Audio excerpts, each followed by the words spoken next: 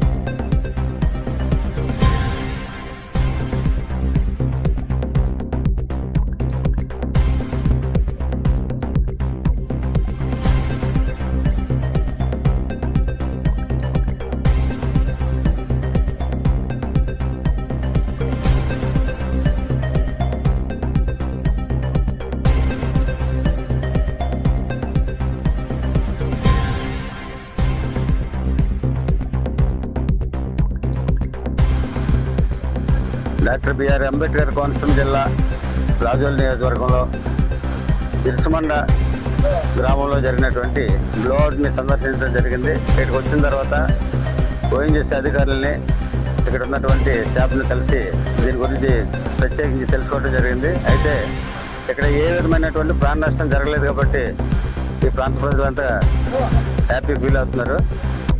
గతంలో నగరంలో జరిగినటువంటి, అంటే 2014లో నగరంలో జరిగినటువంటి ఇన్సిడెంట్లో గ్యాస్ ఏదైతే లీక్ అయిందో ఆ సందర్భంగా 25 మంది ప్రాణం నష్టం కోల్పోయారు.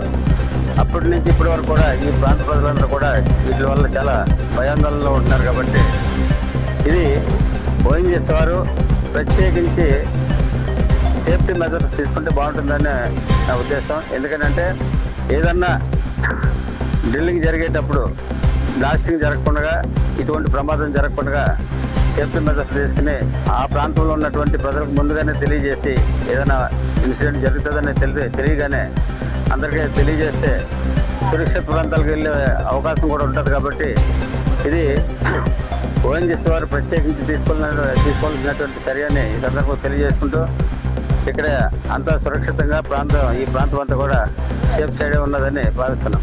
ఎందుకంటే ఫ్లేమ్ ఒకసారి అంత ఫ్లేమ్ వచ్చింది.